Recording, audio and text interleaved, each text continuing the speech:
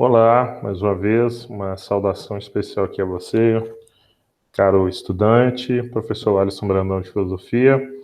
Vamos trabalhar, vamos dar início aqui à aula da semana 2 do nosso conteúdo, nosso plano de estudos doutorados aqui no campo da filosofia.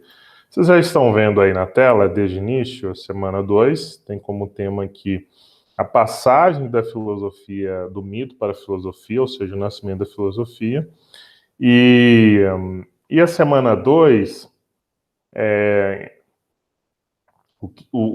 eu gosto muito de quando o PET faz a opção por utilizar obras do Programa Nacional do Livro Didático. O Programa Nacional do Livro Didático são os livros que geralmente nós recebemos na escola, né? A gente sempre recebe na escola, todas as disciplinas, em todas as séries do Fundamental e do nível médio.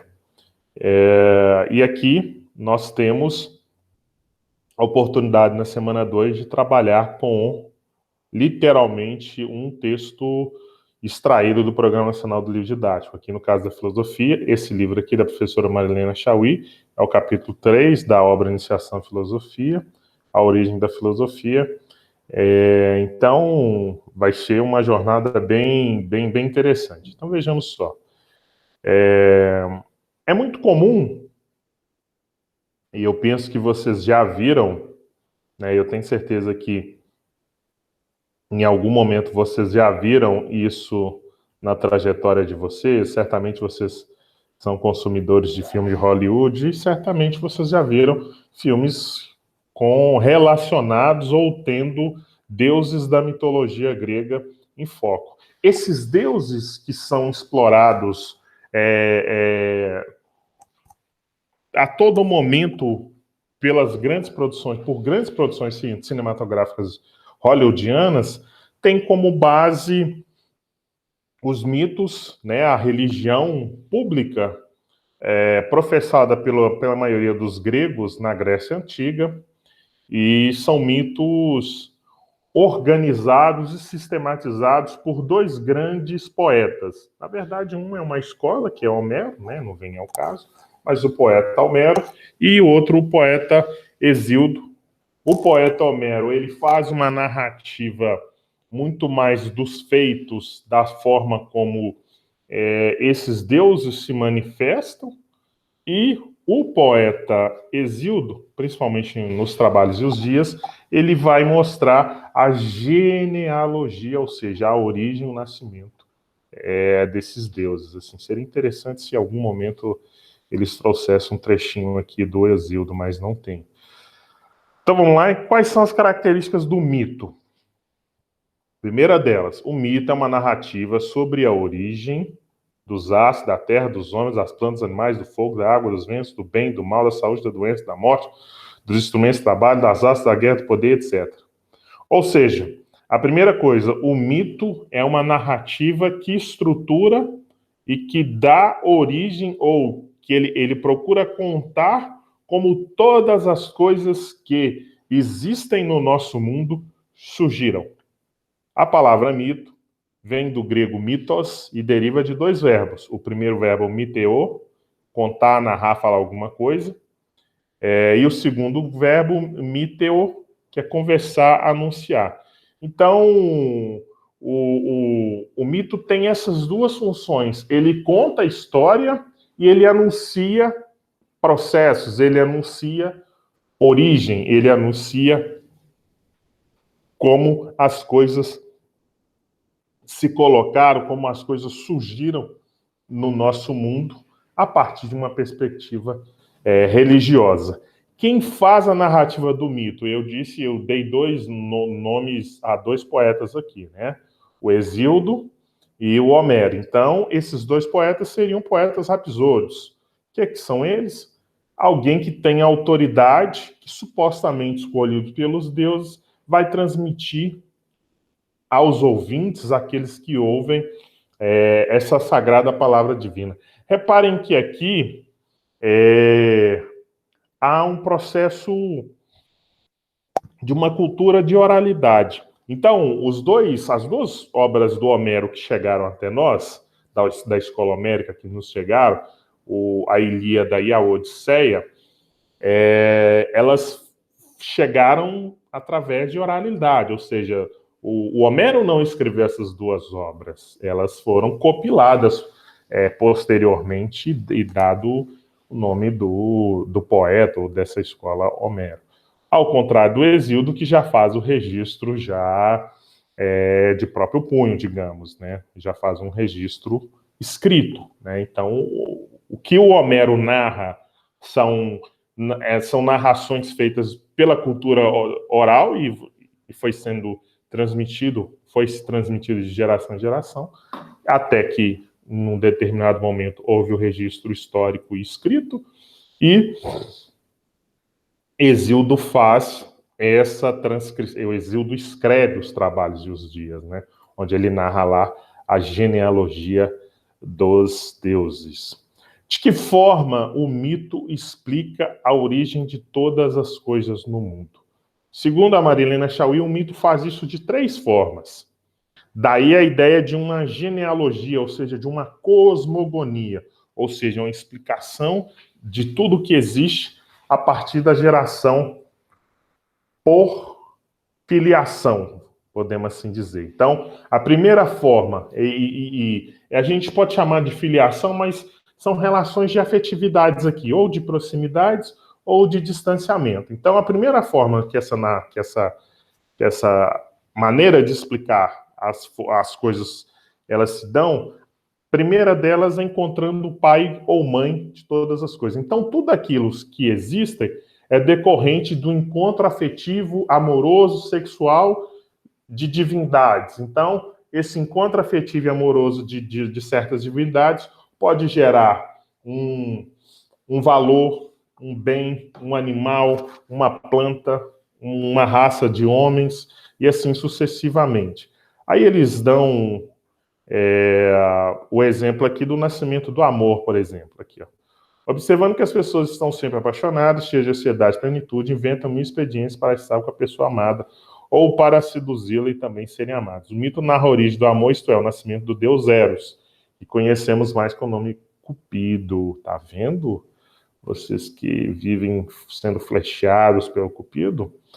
O segundo ponto dessa relação de afetividade de como as coisas surgem na perspectiva mítica é através da definição ou encontrando uma rivalidade ou uma aliança entre os deuses. Então,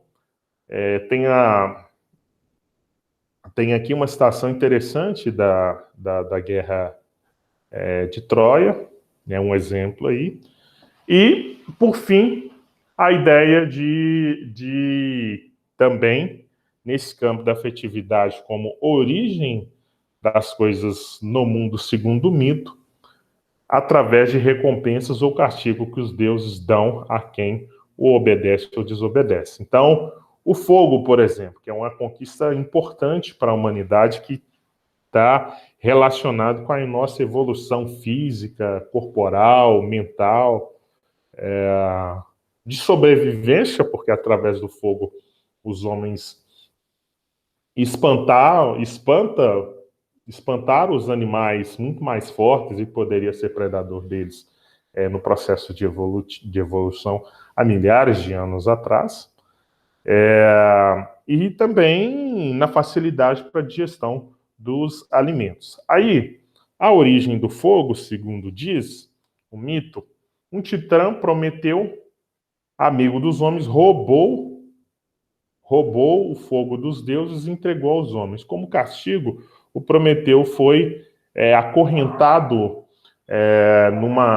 no alto de uma montanha, e aí, no pico de uma montanha, e aí, durante o dia, o fígado dele se regenerava e à noite as aves vinham e comia e devorava o seu fígado.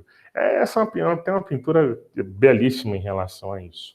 Aí nós chegamos, enfim, no que nós chamamos de cosmogonia e de teogonia. Esse processo todo que eu estou dizendo a vocês, de que o mito narra a narrativa, o mito narra, explica a existência das coisas a partir de afetividades amorosas, sexuais, alianças ou ou alianças e proximidade, ou recompensas e castigos, tudo isso dá a ideia de uma cosmogonia, ou seja, a explicação da existência de todas as coisas no mundo a partir de uma perspectiva religiosa. Então, todas as vezes, que é minha base aqui para vocês, né, principalmente fazerem as atividades, e possivelmente são questões, inclusive, que são muito exploradas nos processos seletivos aí, principalmente no Enem. Então, todas as vezes que vocês virem a palavra cosmogonia ou teogonia, uma coisa está relacionada à outra. Então, a cosmogonia é a narrativa sobre o nascimento e organização do mundo,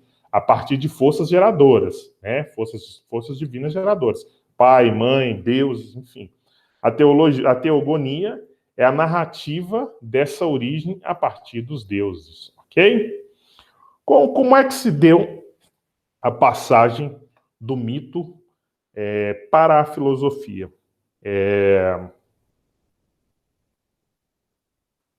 Eu penso, aqui tem uma discussão muito mais historiográfica, não sei nem se fazia sentido isso aqui aparecer. Vamos botar aqui no texto da Chauí.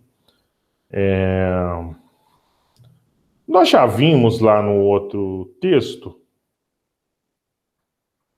no capítulo anterior, alguns elementos importantes para essa passagem do mito em relação à filosofia. As condições históricas, a questão da moeda, a formação das cidades, esse curso comercial e domínio dos mares, domínio do lado do mar Mediterrâneo que os gregos potencializaram. Mas eu tenho alguns elementos que são importantes. Eu acho que o principal deles, que diferencia o mito da filosofia, é o método. Então, o mito tem um método de explicar a origem das coisas a partir de uma perspectiva fantasmagórica, uma perspectiva fantástica, ou seja, uma perspectiva, não é que seja irreal, mas não é uma perspectiva factível das coisas, assim, digamos. E a filosofia, como mãe da ciência, como mãe do conhecimento racional, tem a perspectiva de explicar a origem de todas as coisas a partir da racionalidade. Então, acho que esse é o principal elemento que diferencia uma coisa da outra. Então, o mito pretendia narrar as coisas a partir de um passado memorial longínquo e fabuloso. A filosofia se preocupa com o passado, presente e o futuro, isto é, com a totalidade do tempo.